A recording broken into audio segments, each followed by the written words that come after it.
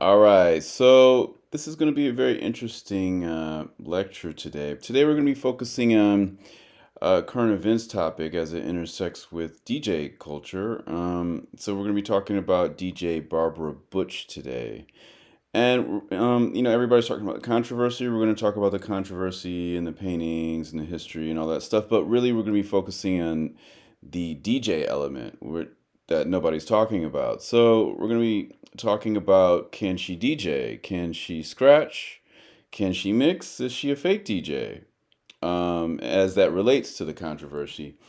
So we're going to be talking about a bunch of different issues today. We're also just going to be talking about France in general, as from Charlie Hebdo to just all of the different things that have happened, over the course of history and things like that, with France offending people, right, and stuff like that. All right, so yeah, so let's start this off. Let's play this. So for those that don't know, at the Olympics, we're gonna play news articles and stuff like that, and we're gonna actually play the actual footage that's pretty much been scrubbed off the internet. But you can find it on X, right? Elon Musk has provided a platform where you can actually see what's really going on in the world, like things that have been banned.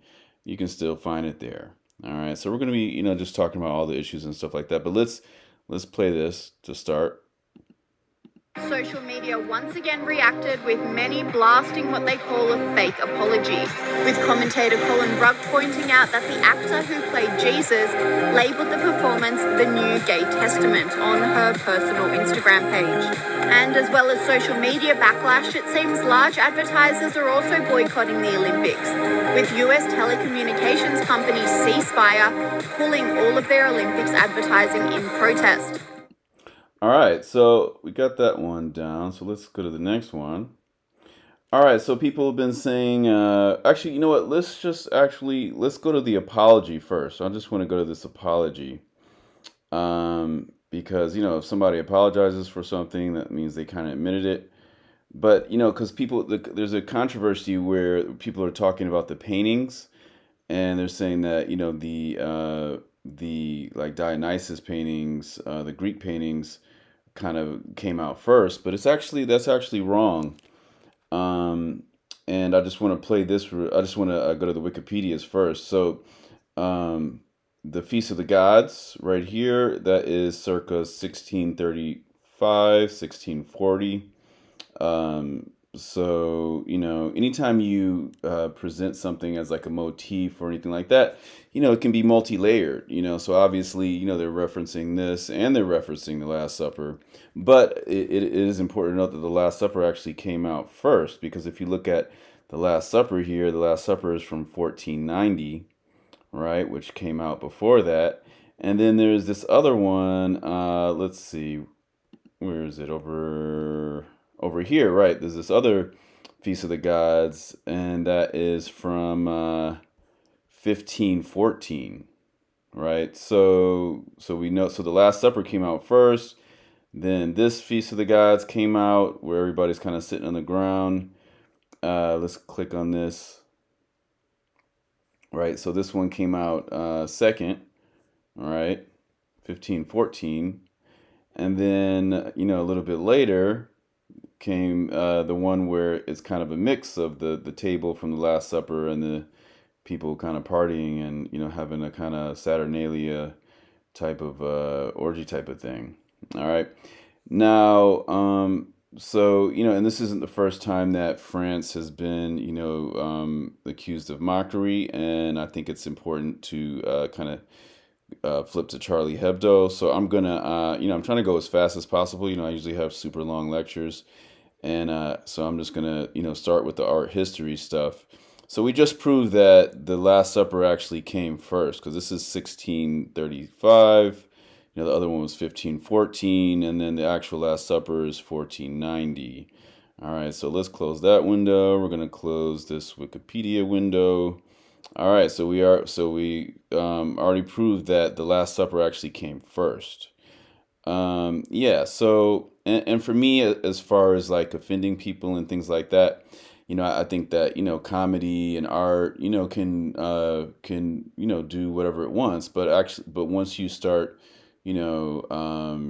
exposing children to lewd stuff, or you're doing something that's super disrespectful to different types of people, then you also have to be able to accept the consequences. So I think artists should have freedom, but also artists should have freedom to get arrested if the art is illegal, because obviously some art is illegal. And I think with the Olympics, when I saw it, I thought, the same thing with, like, when I see marches and things like that, when children are involved, or when they have the kids at the drag queen shows, in the strip clubs and stuff like that. I think that children and people under 18, and any type of thing based in sexuality don't intersect, in my personal opinion.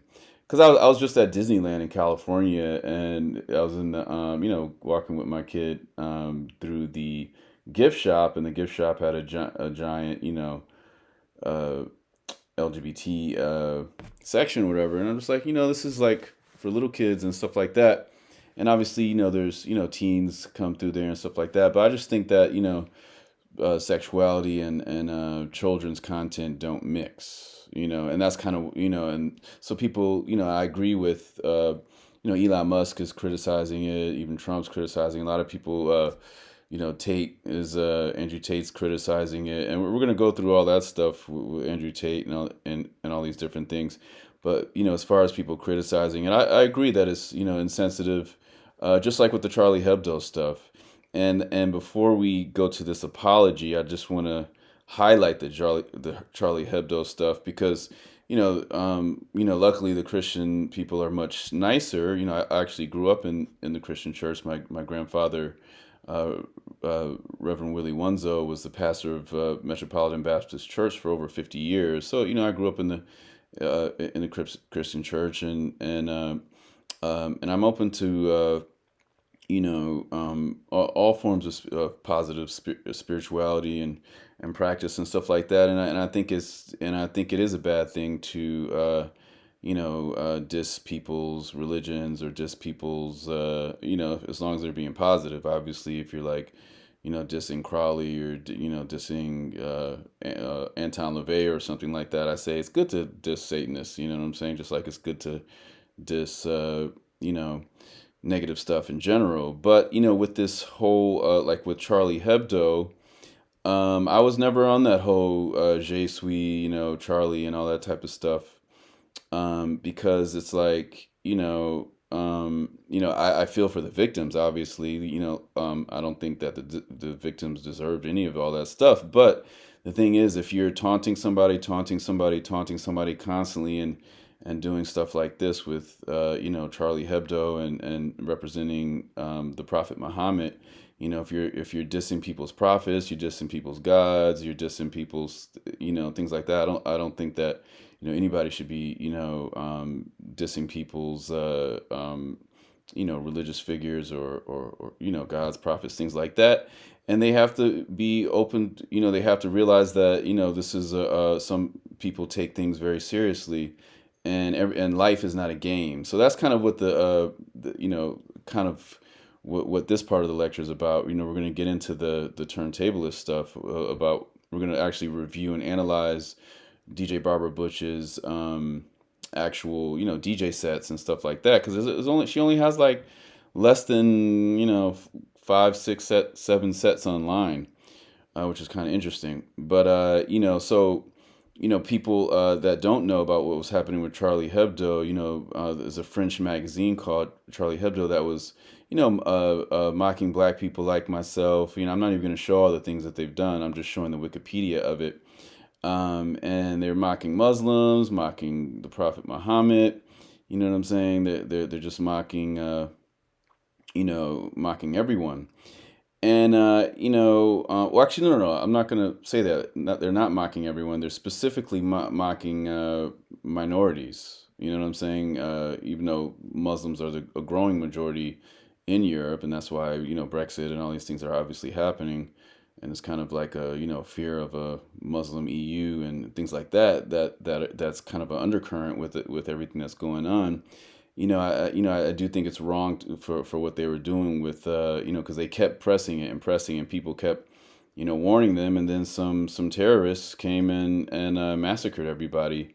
And I think that I feel for all the people that were massacred. I think that's horrible, but it's also kind of a thing where like where you're poking a sleeping bear, or you're poking the lion, or however that parable goes. It's like, if you're poking people that take things very, very seriously, then you have to be open to accept the consequences. So just like I was saying before with art, you know, um, anybody that's doing controversial art has to be also willing to accept the consequences of what could happen. Like Mary J. Blige was in Jamaica, I believe, and she was like cussing on stage, and they arrested her. They have different standards. You know what I'm saying? Like, whereas here in the U.S., we can cuss on stage and things like that. Even though Two Live Crew and a lot of people were banned and stuff like that, and got arrested or whatever.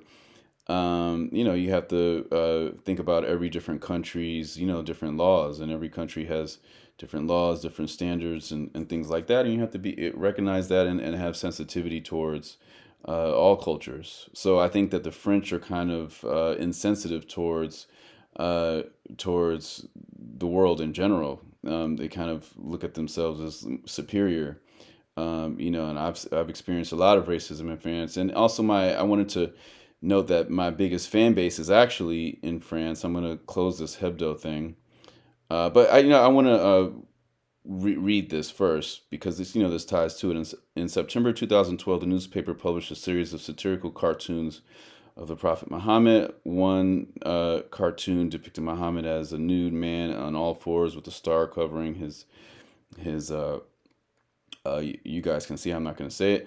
Another shows Muhammad bending over naked and begging to be admired. You know what I'm saying? Because they weren't doing this with Buddha or Jesus, or different things like that. They're specifically targeting Muslims in a place where there's a lot of like I was saying with the EU, there's a lot of anti-Muslim racism and stuff going on. And so, given the issue came days after a series of attacks on U.S. embassies in the Middle East, purportedly in response to the anti-Islamic film Innocence of Muslims, the French government decided to increase security at French embassies, as well as to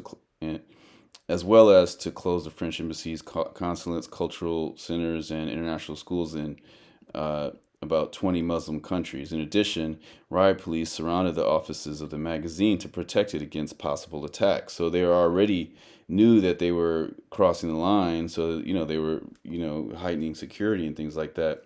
And it's also important to know too, like even before this, with the director that did the movie on Muhammad and actually depicted Muhammad's face, which is something you're not supposed to do within Islam. That guy was assassinated. I think it was in Tunisia or Algeria. I can't remember where he was, but I feel like he was in I don't know if it was in a movie theater or, some ballroom or something, but he was assassinated. Even Cheb Hasni, right, was assassinated for, making, kind of, I guess, kind of mixing the beautiful melodies of, Arabic, song with, more, modern stuff and things like that. And I'm not saying that those people deserved it, but they have to, realize that some people get offended, and some people get so offended that they're going to attack you. And you got to realize that you live in a world like that, and you have to be able to, as a grown person, be able to, realize the potential outcomes. So let's see. So let's continue reading this. In addition, riot police surrounded the offices of the magazine. Okay, so Foreign Minister Laurent Fabius criticized the magazine's decision, saying, "In France, there is a principle of freedom of expression which should not be undermined." But meanwhile, you're not allowed to wear niqab, or a full, covering of your body at the beach, right? You're allowed to have a thong at the beach in France, but a Muslim person can't wear a whole black cloak or whatever. They cannot cover themselves. So that obviously the French are hypocrites, and when they're talking about freedom of speech and freedom of expression, all that type of stuff, because it's right now Muslim people in schools in France can't cover their head. Little girls can't, cover their hair. You know what I'm saying? It's like in my school, I was living in Greensboro back then. There was a lot of Sikhs there. And the Sikhs, that's part of the religion to, never cut their hair and, cover their hair up. And imagine if, if they were told they can't cover their head, because that's part of the Sikh religion.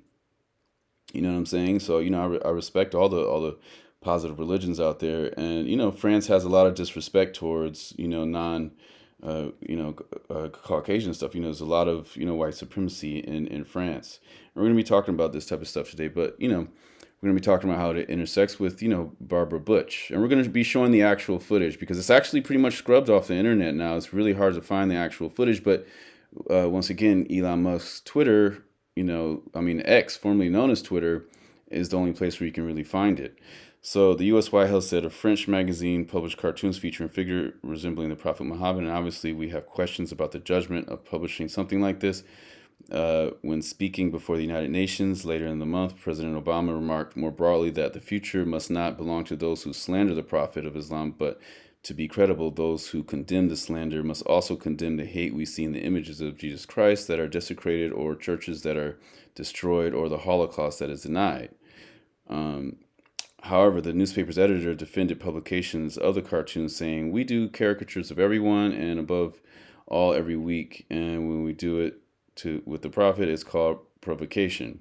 Right. So they feel that they can just do whatever, and that's part of, I think, of you know of of the caste system that we're kind of living in, where the white caste is seen as the top caste, so they can just goof off and do whatever they want, and make fun of everybody, because when you're in power and you're sitting on top of all the land and the wealth in the world, in the Western world or whatever, you can do that. You can just make fun of everybody that's below you, all the lower castes in the caste system. So in the 2015 attack, the Charlie Hebdo shooting on January 7, 2015, two Islamist gunmen forced their way into the Paris headquarters of Charlie Hebdo and opened fire, killing 12 staff cartoonists, um, economists, editors, guests, maintenance workers, and wounded 11, four of them seriously. During the attack, the gunmen shouted,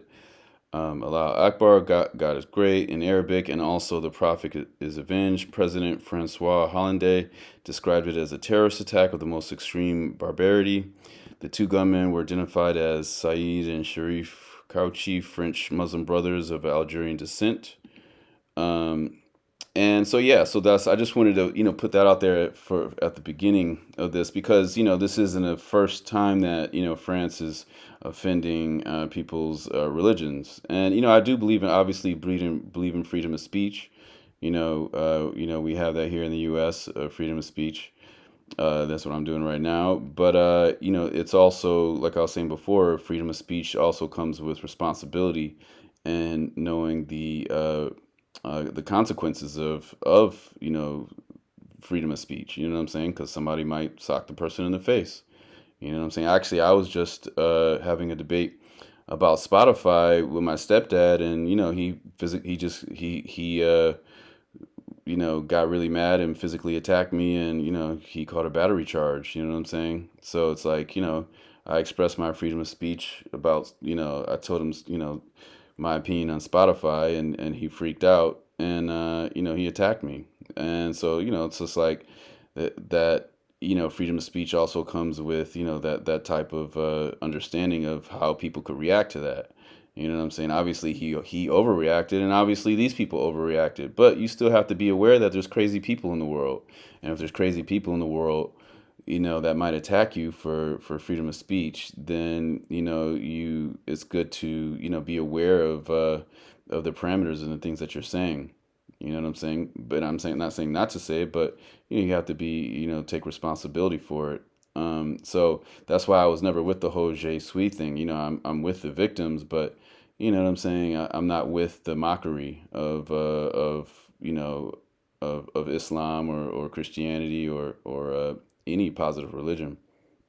All right, so let's close this Charlie Hebdo thing. We're done with that topic.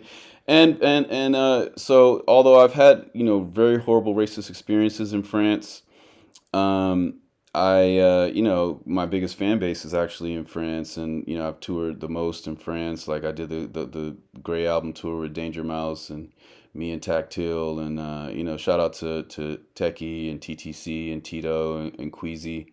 You know what I'm saying? Shout out to the whole TTC crew. So yeah, so and also shout out to Busy P from Ed Banger Records. You know what I'm saying? Because he was able to actually hook me up with this Miller Genuine Draft contract that took me to Japan and helped me launch my first full length feature film, Skater Girl, that's out now.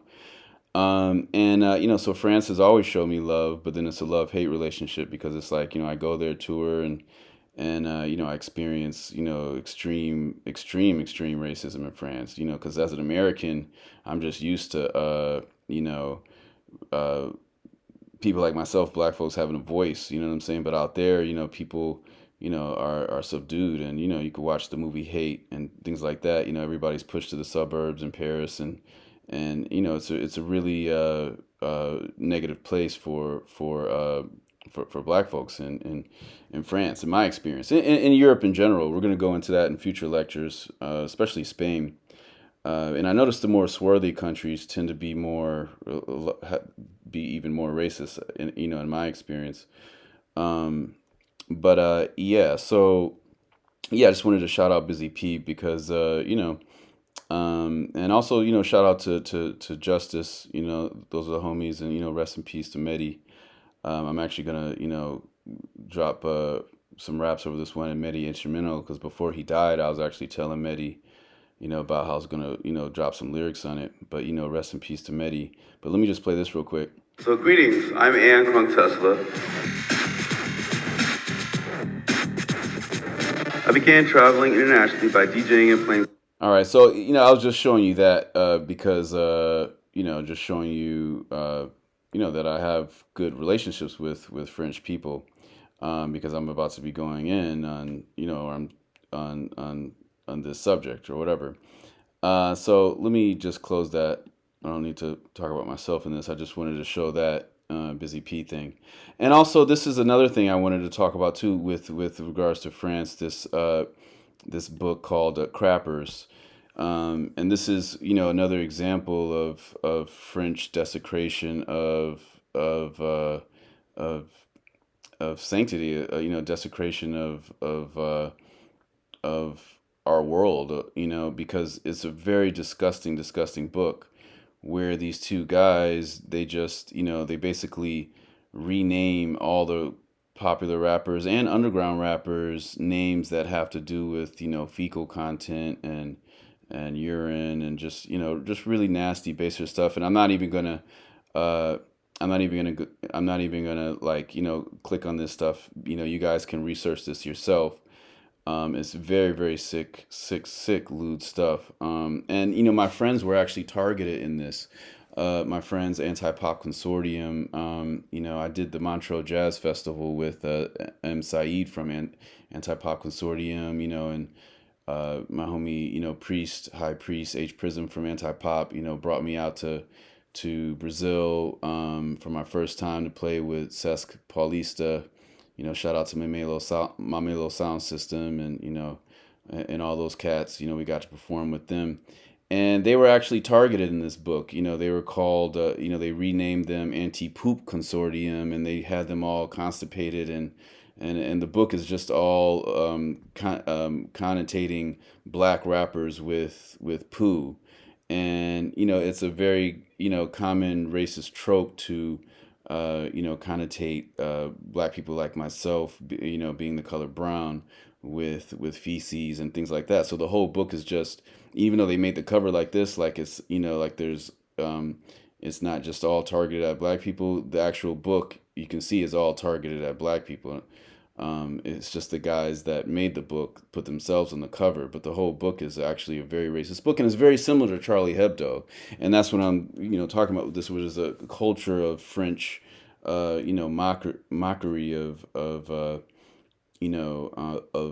anything righteous, or just mockery of non-white people in general, because this book is very much targeted at Black American rappers, and so they basically rename all the rappers, and it's just really really disgusting things. So you got I'm not even gonna talk about this anymore. It's so disgusting, but it's just it hurts to see my friends, also Beans too. Shout out to Beans. Uh, they targeted Beans in this. They targeted Missy Elliott, Run DMC.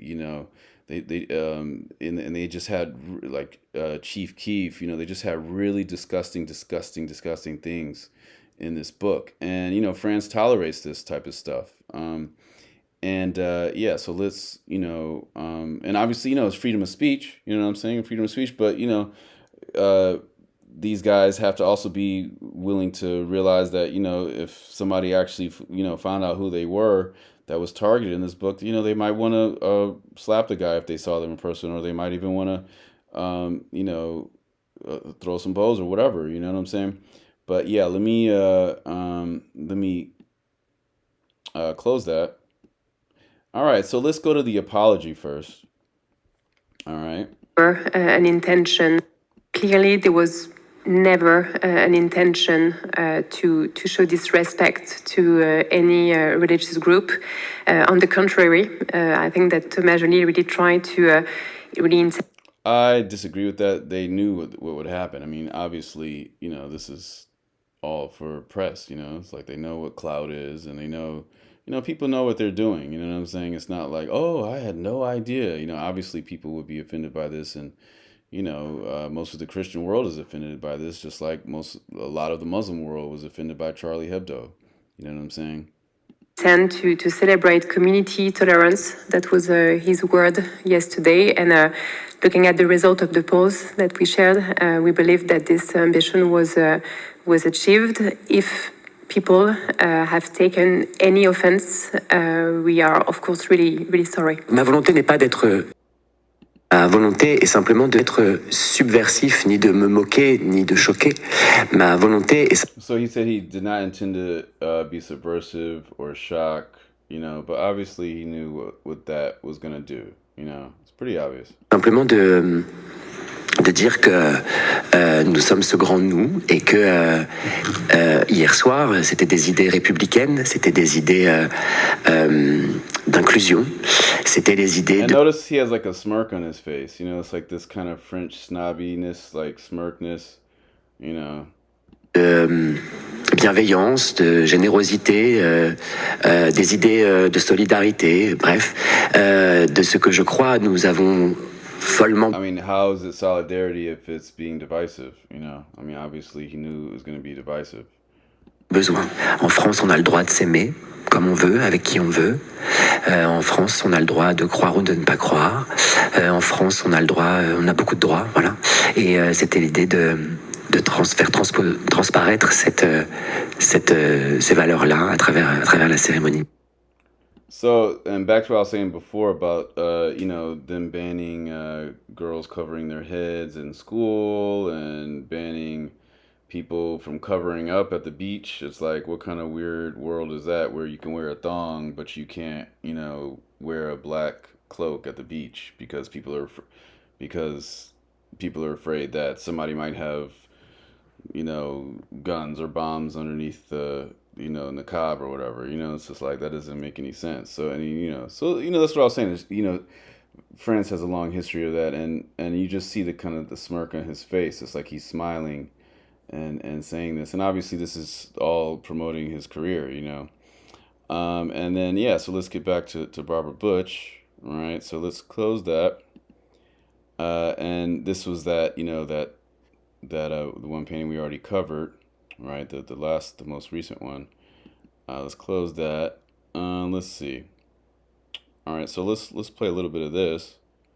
So we got the apology. Paris Olympic Games has been overshadowed by a controversial depiction of the Last Supper that sent billions across the world into a rage. And let's see what that actually is. So let's get to the meat of it. All right, let's actually play this because X actually has it. It's very, very possible to find on YouTube, but we've got it right here. All right, so shout out to Elon Musk for providing a platform where nothing is censored. You know what I'm saying? Unless it's illegal.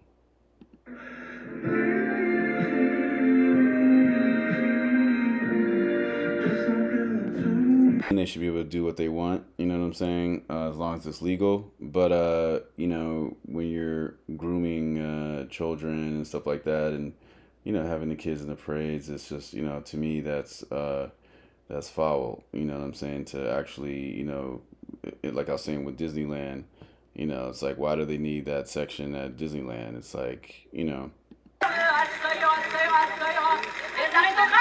So I mean, I guess this clip is just showing the dark themes in general of from French history. That's what the guy that was just doing the fake apology. Performing the song King costumes. And I'm a big metal fan, so I'm not one of those. I'm just talking about being sensitive towards religion, so I'm big into metal. So I'm not like one of those extremists that's thinks metal's evil. Obviously, there is evil metal, and there's also racist metal. But metal was actually, you can look it up, was actually invented by a black group called Death. Actually, you can look that up. There's a whole documentary on it, I believe. Scrubbed from the internet. They scrubbed this, which is really really interesting that they scrubbed this. But we're gonna get really really detailed because this is the apex of hip hop science. We're gonna actually go into the setup of what's right here. So let's play this right here.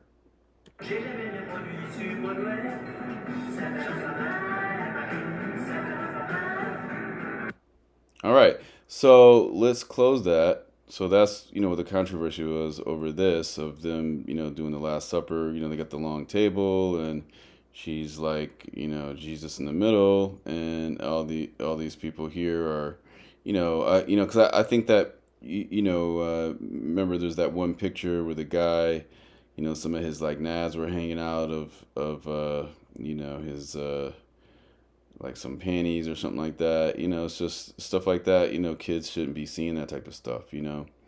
But yeah, let's close that out. And I actually want to go to this picture right here because we're gonna get into the DJ stuff. Let me go to, well, we already covered that, right? We covered that.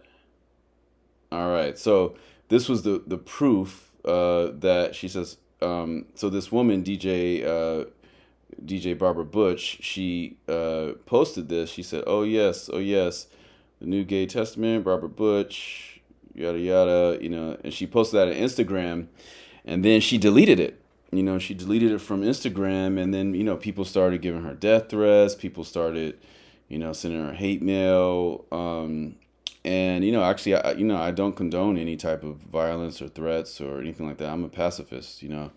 I'll only fight if I'm literally trapped in a room and I have to get out, or I'm trying to protect somebody that's being attacked or something like that.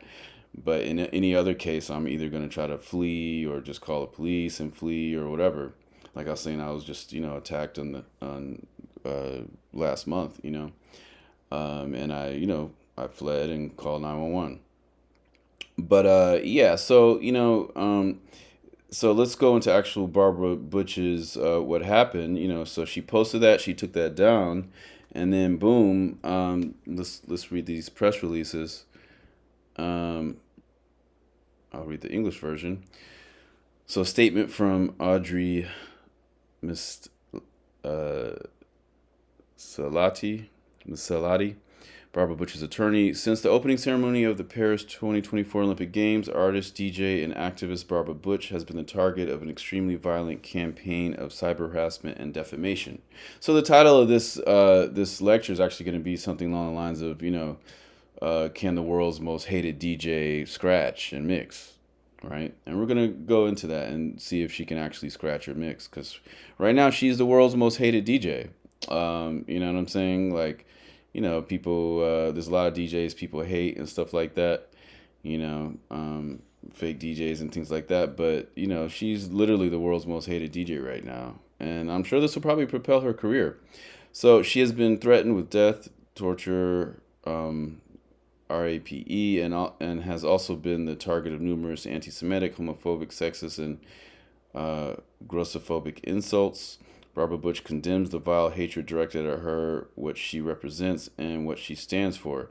Indeed, her commitments and her personal values of benevolence, inclusivity, and love for others have always been at the heart of her artistic project, promoting festivities for all, regardless of age, sexual orientation, origin, religion, or gender.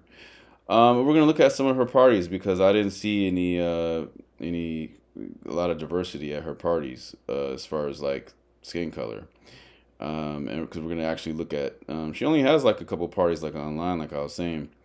So she is today filing several complaints against these acts, whether committed by French nationals or foreigners, and intends to prosecute anyone who tries to intimidate her in the future.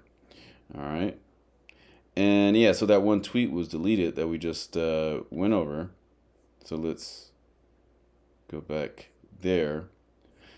And also, just for everybody, so y'all know, one of my, I have a lot of DJ students, and one of my most prized students, my most famous student, and my richest student, I taught him at Robert F. Wagner, and that's my homie Shane from Hood by Air. You know what I'm saying? So I have homies from all walks of life and all, uh, associates and, people I know, people, I'm not like, anti and stuff like that of people's lifestyles and stuff like that. But yeah, my homie Shane from Hood by Air, Shane Oliver. I actually taught him in high school. Actually, I was his, hip hop electronic music teacher. There was this program called Elevated Urban Arts and Education, started by like Tomasia Kastner and Vast Air was actually Vast Air from Cannibal Ox was actually one of the first students from the class, a couple of years before me, before I joined as a teacher. But yeah, I was teaching him how to make beats and stuff on Fruity Loops, and he just he took his art to the highest level, and he's high level couture and stuff now. You know what I'm saying? And even the homie Telfar. You know what I'm saying? Telfar. I saw them all come up together. We used to all be DJing and throwing parties and stuff like that in New York. But she's a DJ, but you rarely see her DJing and stuff like that. And we're gonna be really going into the tables, and here she's actually plugged in. But let's go to this actually thing right here. Let's see if we can find this screenshot. Oh, here we go. So now, I'm so outraged about how could France, at the home of the first discotheque, make such foolery of DJs. The CDJs are not connected to anything. The mixer is not connected. Why? Edit. I think one CDJ is connected to the mixer, but I don't see any main out connection on the mixer. I forgot to mention this is sarcasm for those who take everything seriously. But let's look at the mixer. Right, and we see it looks like there's some connections right here. I'm not 100% familiar with this particular Pioneer mixer. I have a Pioneer DVD-J, and I have the Pioneer. I got CDJs and I have DVD-Js, but I have the first CDJs and I have the only DVD-Js, or the first ones, or I don't know which ones. But it does look like it's not like you would think this is some type of output right here.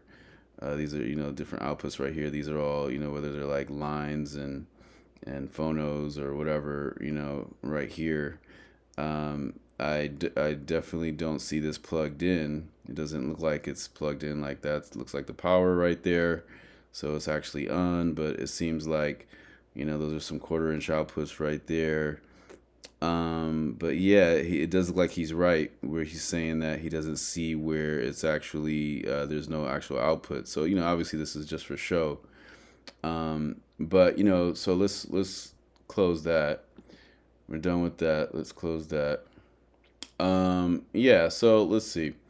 Now let's go to this next one over here. All right, so this is just showing people saying that it's like, oh, Antichrist Olympics, da da da, people are, very, very much outraged by this. That's what I'm saying. They knew what they were doing when all this thing happened. So let's start to actually look at some of her DJ sets. I'm going to close out her Instagram, right? And we're going to see if she can actually DJ. Can she scratch? Does she actually use the platter? And in my research, I've seen that I think she can, use sync and, and just, sync things up with the cue buttons or whatever. But I've never seen her actually touch the platter. So I don't think that she can scratch. So, but we're going to check it on our own. All right, so let me, so this is, that crappers thing again. I'm just going to close all these windows out. But yeah, y'all need to definitely check that out because it's a really evil book. You know what I'm saying? It's evil and it's a racist book, So yeah, Andrew Tate was out there protesting and stuff like that. We'll probably get into some of that if that's in some of these clips we're going to play. I'm going to close this one. We don't need that. But let's finish playing this. Following the opening ceremony, Paris 2024 Olympics organisers have since come out and apologised for offending anyone, but many aren't accepting the apology, vowing to boycott the Games, which is having a domino effect on sponsorship and advertising. Sky News All-Stars Caleb Bond, Carolyn Marcus and Evelyn Ray take... All right, so it's just an outrage, international outrage. It's pretty much known right now. Take a look at the wave of backlash that's marred the Olympic Games. And it's interesting with the Lady Gaga thing because Lady Gaga, being in the new Joker movie, and it's like a musical, and it's kind of like grooming everybody into extreme violence and making it like it's funny, and if you've seen any of like her stuff in American Horror Story, it's kind of an edgelord type of culture that's being promoted. Even with Jolly's work, he and himself is kind of being on this whole kind of edgelord thing where it's like, haha, we can just do whatever we want like the Joker, and everything is funny, everything's a game, and that's kind of a core thing in this lecture too, like this whole notion that like life is a game, and people can just ridicule others or whatever, like it's a game. All right, so let's close that out. We already did that. All right, that was just an example. All right, so now we got her DJ sets up, and we're gonna be this is the end of the lecture, and we're gonna be pretty much just analyzing her DJ sets and seeing if she can actually mix, to see if she can actually do stuff. I'm not going to play too much stuff, just for copyright purposes and stuff like that. But I'm just going to skim through. ¿Hablas español? Muy bien. Muy bien. Right, so you see, she's definitely like a fake knob twiddler, right? Because it's like, all right, maybe I didn't hear the volume adjusted, and she was just adjusting knobs on multiple sides, because we were only hearing one sound, so that would just be one channel. If you're actually adjusting knobs, you would just be adjusting the knobs on one channel, the channel that everybody's hearing, and she doesn't appear to have headphones on and to be adjusting other channels. Maybe she's prepping another channel and cutting the bass out of something, and prepping the next channel or something like that. But let's let this play.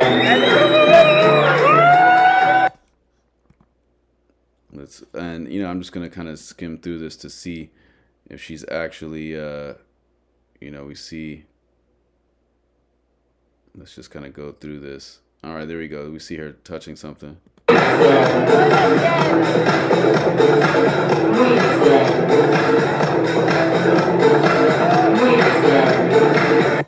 All right, so let's go to over here. Let's close this out.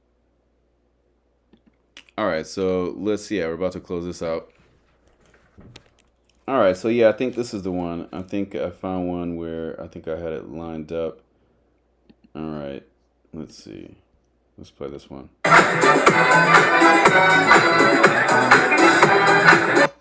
All right, so I'm gonna turn this volume off. I'm gonna turn this volume off. Whoops. All right, so now we can see what she's doing. We're gonna speed this up. Let's see how fast we can speed this up. Let's look at, and we're going to analyze her set and see if she's actually mixing, see what she's doing. Where's the speed on here? Where's the speed? Playback speed, there we go. Let's make it 2 by, I guess. And like I was saying before, if you look at the diversity of the crowd, remember she was saying she's all about diversity, this and that, but I don't see a diverse crowd in there. It looks kind of, you know, it doesn't look like, you know, it doesn't look like there's very much diversity in this actual setting. And I'll play a little bit of music.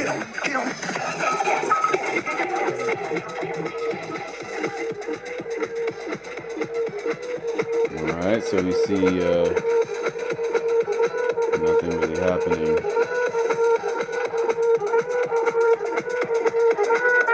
Is she DJing? Can she scratch?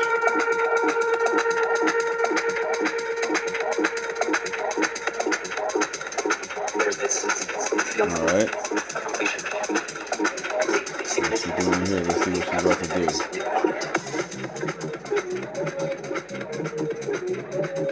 she doing anything?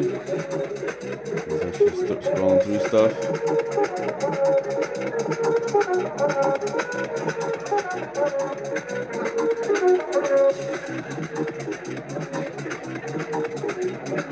So she says she, you know, spins for diverse audiences. This doesn't look very diverse. It looks very homogenous.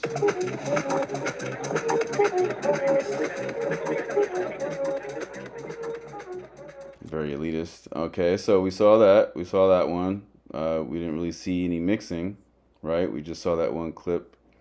All right, so let's try another one. All right, so let's speed this one up too, so we don't have to mute it. So let's see, playback speed. Let's speed that up. All right, let's see what we see. Alles klar?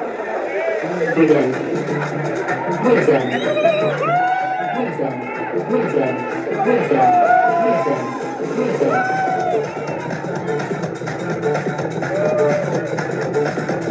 Okay, she's got headphones on.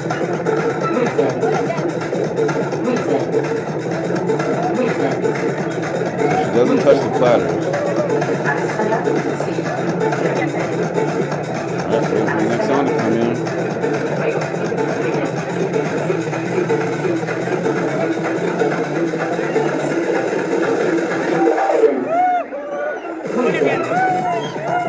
Okay, so let's go back. You saw that build up that was there. You know, that's one of the fake DJ type of things, moves that they do is like, oh, there's a big build up, and then they tweak a knob and try to act like they're responsible for that build up or they're having something to do with it, but it's just a regular part of the song.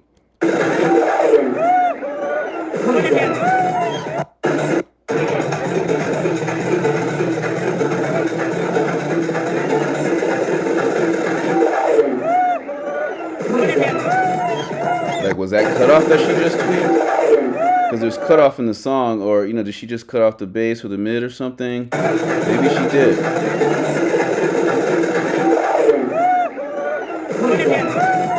Okay, let's see if she can mix. Alright, she's got the next turntable. So it's going to be in the song. What's the next song? Let's see what happens.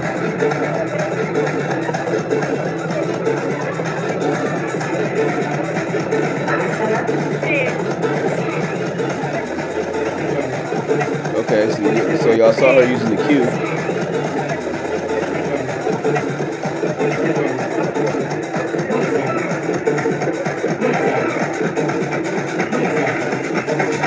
Okay, so it's coming in.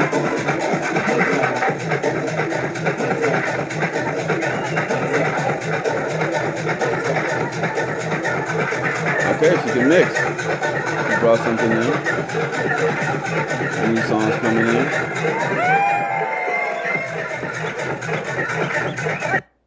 All right, so we saw a new song coming in. Let me see. Now let's check this out. Let's turn the speed up.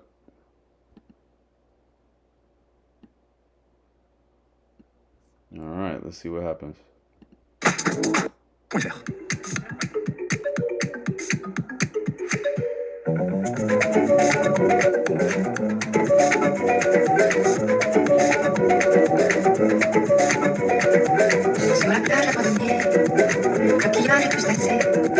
So this one, it looks like she's not using the tables, and I think she's just got a laptop plugged in, maybe. Yeah, I guess she's got her laptop plugged in.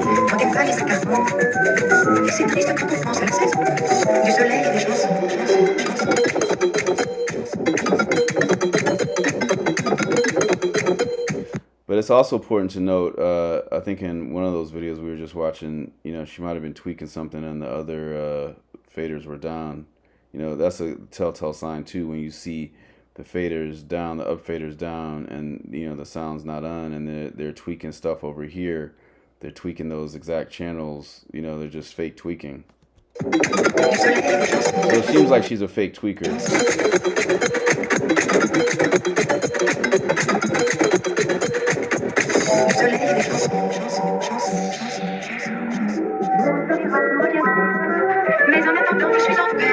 And what was that? He was just pointing at these channels that are off, right?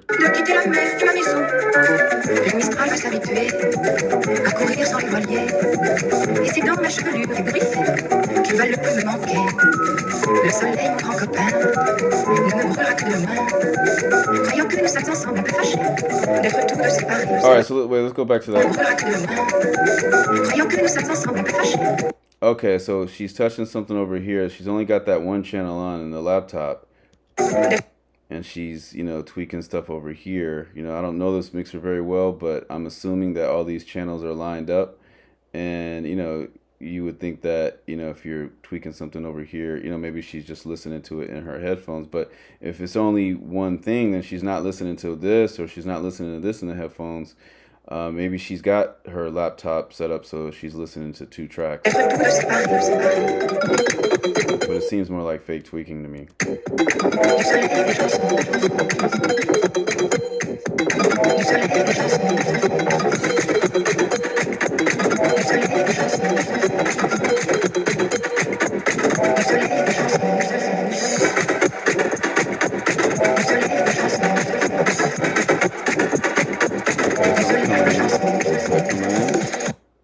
Right, so this new track's coming in.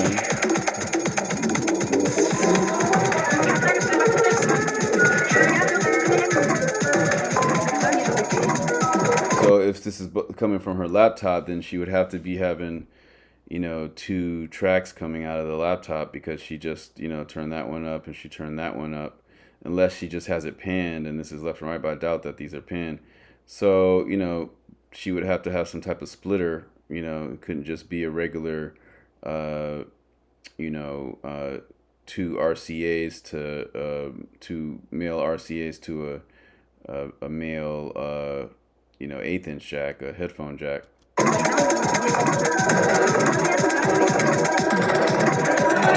I feel like the jack would be on the right side.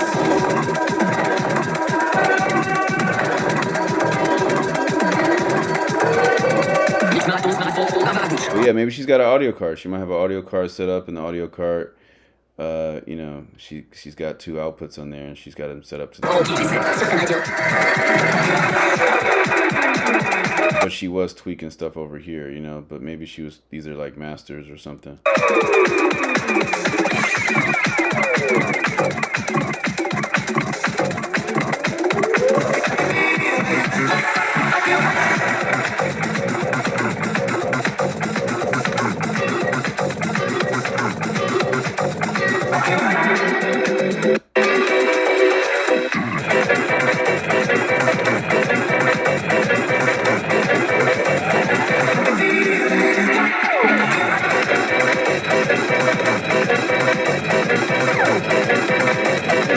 So, since she's the most hated DJ in the world, we're just, analyzing her sets. These are the only sets that she has online, all these that we've just gone through.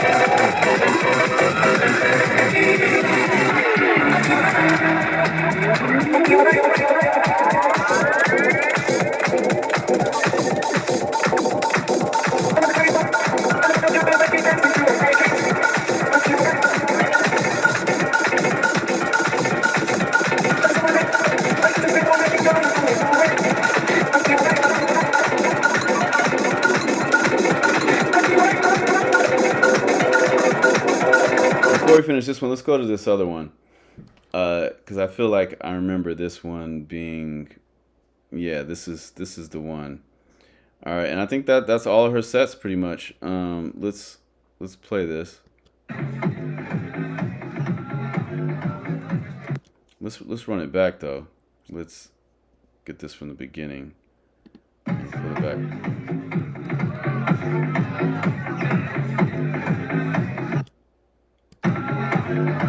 All right, so this isn't moving. This isn't moving.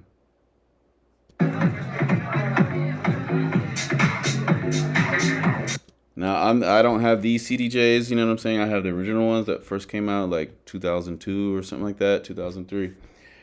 When I first started touring with them, you know, but with my CDJs, you know, they're actually supposed to spin. But maybe you can just, you know, with the new ones, you can just play it. You know, y'all can leave that in the comments, you know, if this has the function of these newer CDJs where you can just play the track and this whole platter is disabled and it's just, you know, playing.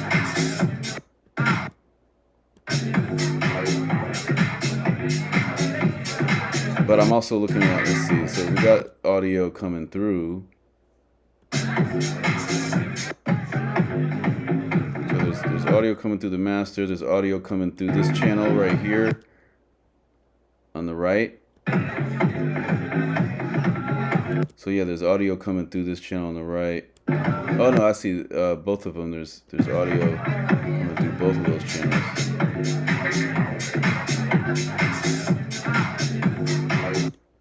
Let's see.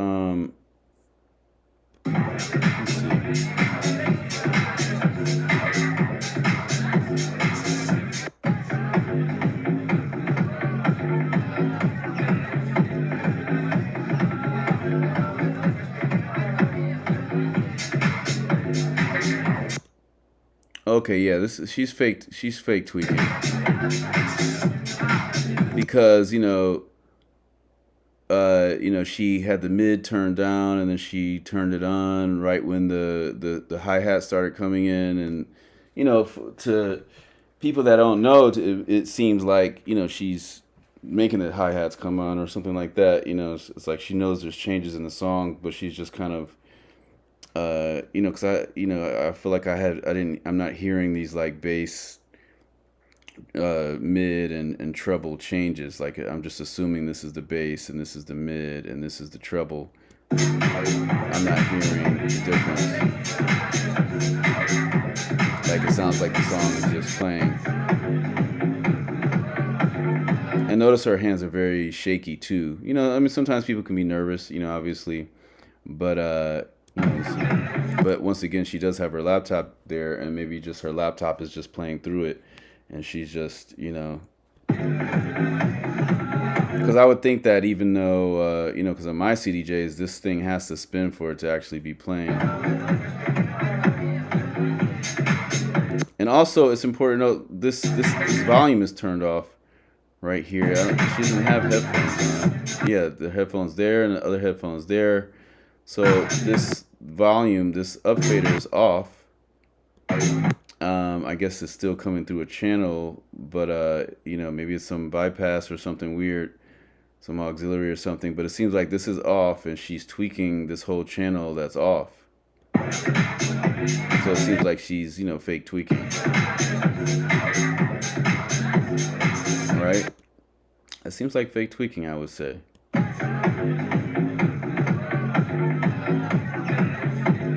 And she just did a little minor adjustment to that one mid, but, you know, if this, like, we only hear one track playing, it doesn't sound like two tracks over each other, and she's not tweaking something to get it right in the headphones, like, hey, you know, that was definitely, these are fake tweaks.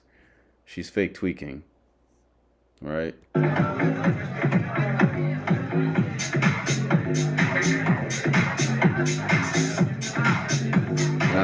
I'm not hearing any bass changes or mid changes, or, you know, I'm just hearing the beat do the normal changes that the producer did, right?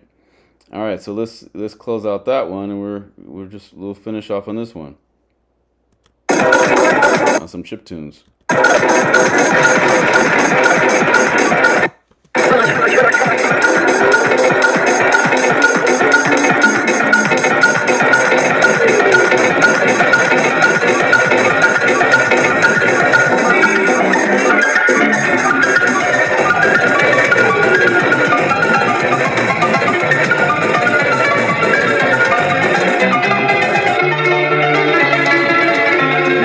was a fake tweak. She was like touching that knob for no reason. You know what I'm saying? Because it's like if you're not actually changing the sound when you're touching the knob, like if you're like if you're flipping the messing with the cutoff, messing with the mids, messing with the turn the bass out, turn the treble out. There's only so many things you can do when you're touching the knobs. She's definitely doing fake tweaking. It looked like she's doing something. So we've ascertained that she can't scratch, but we did see her possibly sync something up in that one set and hit the cue point. But she uses her laptop, so we don't know if she actually, uses these things. Obviously, these two CDJs are turned off. We don't see anything spinning. So why even have the CDJs on there? Why not just have your laptop and a mixer? I'm not mad at that. I'm not one of those purists that's like, oh, you can't just have, I've performed like that before, like a laptop and a mixer. I think live PA sets are dope. You know what I'm saying? It's funny because I opened for Aphex. Well, I didn't open. I played at the same time as Aphex Twin, the exact same time. So everybody was in the Aphex room. My room was, not a lot of people in there because everybody was watching Aphex in the other room in Den Haag. And, he got like 30,000 euros, I think, that day for just a PA set. And I think that, a PA set and a DJ set. No, I'm sorry. Was it a PA set? No, I think it was a DJ set. Just for a DJ set, he got 30, because, DJ set's lower than his PA set. I think he got 30,000 euros for this was like 2007 or something like that. I think he got 2000. No, was that 2009? It must be 2007 in Den Haag, the New Forms Festival, the New Forms State X New Forms Festival. But his DJ set was 30 racks of euros, and and I'm sure his PA set would be like 150 racks or something. Usually DJ sets are less than a performance. So I'm not against people performing, and just even if it's even if they're just playing a pre set mixtape and then they're just tweaking effects or something like that. But as long as they're actually tweaking the effects and they're not fake tweaking the effects, and it seems like that's what she's doing. She's doing fake tweaking.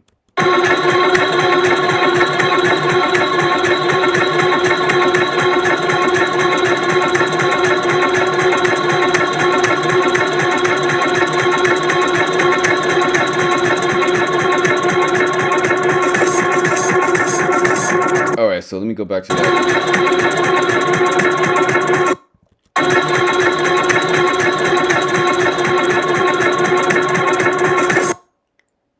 So was that a fake tweet? It looks like a fake tweet.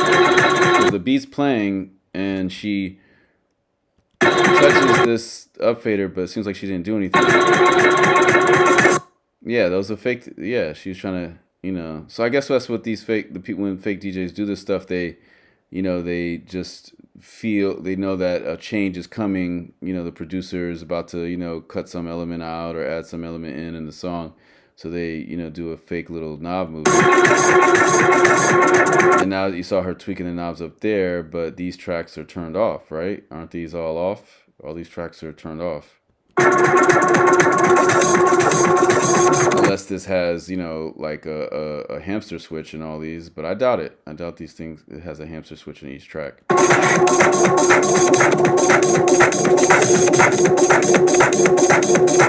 Yeah, she keeps, it's almost like a little twitch where she keeps, touching this over there,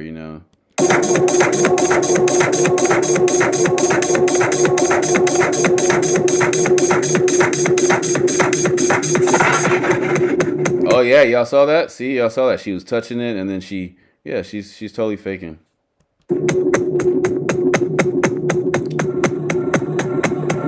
this is just an analysis of the world's most hated DJ, and I give everybody a chance, because I'm not even, I'm not mad at just a mixer and a laptop. That to me that's cool. You know what I'm saying?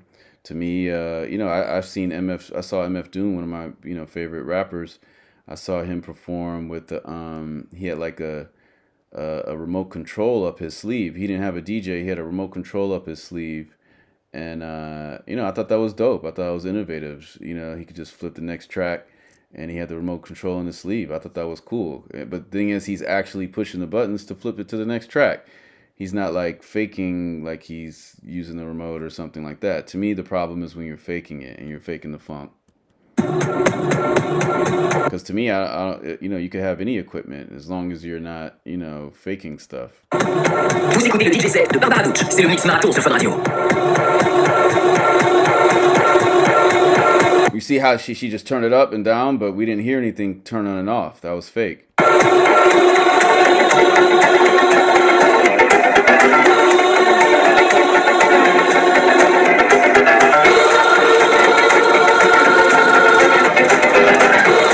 And let's go back to that, because you see she's on the track that this thing that's turned off is on, right? And she's fake tweaking. So she's doing lots of fake tweaking. It's like 99% fake tweaking. Right? So she touched that track is off, and then she's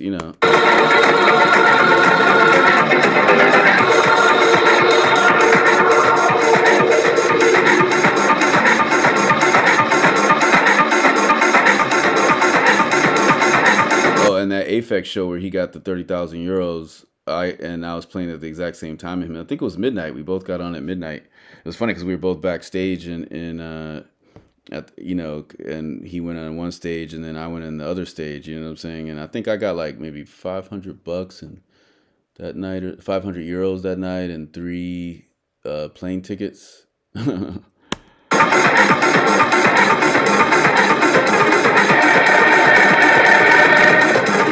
All right, so now she's touching the track that actually has the volume on. It looks like.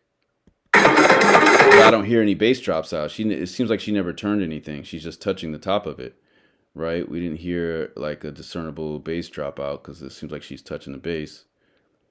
But maybe that's pan down there. I don't know this exact step of the mixer, but usually it'll be like, high, mid, low, then maybe, pan at the bottom, or maybe pans at the top.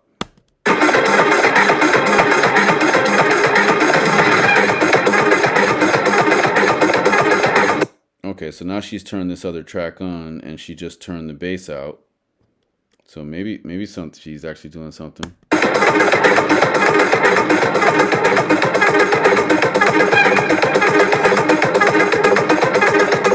I want to see that again. I want to see when she turns that knob again.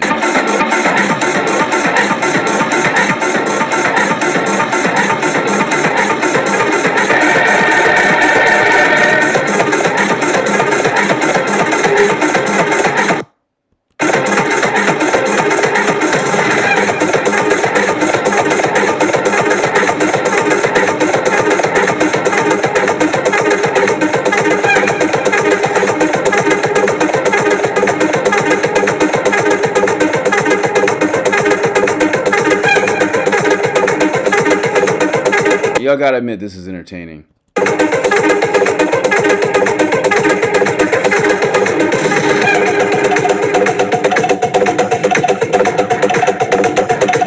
Okay, so maybe she has 2 tracks coming out her laptop. She's got an audio card and she's got it plugged into 1 and 2.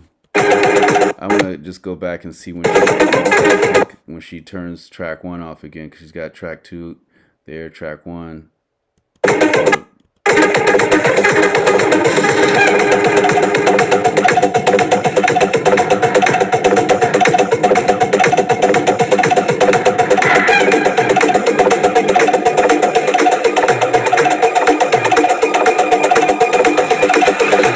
it seemed like that was real, right?